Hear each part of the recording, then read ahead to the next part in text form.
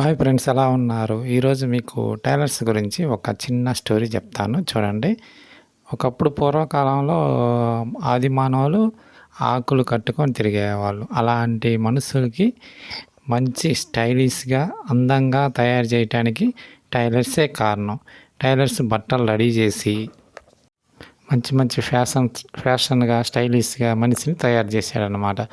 లేకపోతే అంతకుముందు కోతులు ఆకారంలో ఉండే మనిషి లాస్ట్‌కి నాగరికత పెరిగి తర్వాత బట్టలు వేసుకునే స్థితికి వచ్చాడు. ఈ బట్టలు వేసుకోవటానికి కారణం టైలర్స్. టైలర్స్ వాళ్ళలో ఉండే ప్రతిభ, వాళ్ళలో ఉండే నైపుణ్యత అంతా కూడా దీనిలో చూయిస్తారనమాట. ఇప్పుడు ఒక చిన్న స్టోరీ చెప్తా.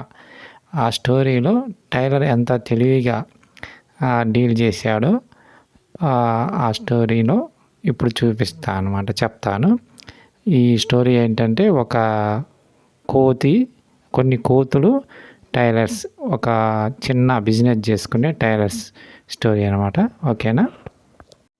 ఒక ఊరిలో ఒక టైలర్ రోజు టోపీలు కుట్టుకొని టౌన్కి వెళ్ళి అమ్ముకొని వస్తూ ఉండేవాడు. అతను సైకిల్ మీద వెళ్ళి ప్రతిరోజు కూడా అమ్ముకొని వస్తూ ఉండేవాడు.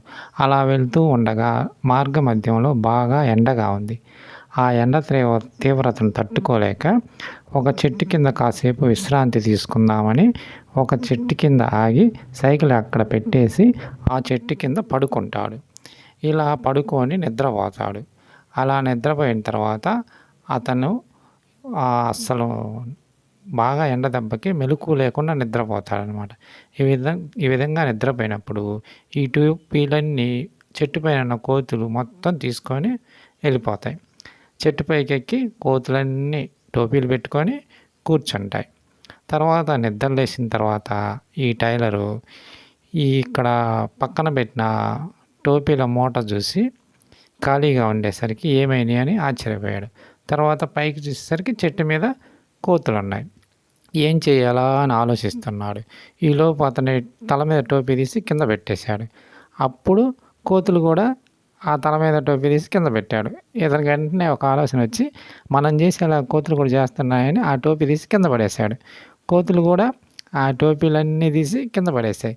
కింద పడేయగానే ఈయన మొత్తం కలెక్ట్ చేసుకొని మొత్తం తీసుకొని మూట కట్టేసుకొని సైకిల్ మీద పెట్టుకొని మొత్తం రెడీ చేసుకున్నాడు అనమాట. మొత్తం రెడీ చేసుకొని సైకిల్ మీద పెట్టుకొని అతను మళ్ళీ వేరే ఊరు వెళ్ళి అవి మొత్తం అమ్ముకొని ఆ రోజు సాయంత్రం హ్యాపీగా ఇంటికి వెళ్తాడనమాట. ఈ విధంగా టైలరు అప్పటికప్పుడు వచ్చిన ఆలస్యాన్ని మీ ముందు ఉంచాను. ఓకేనా ఫ్రెండ్స్? Thank you friends.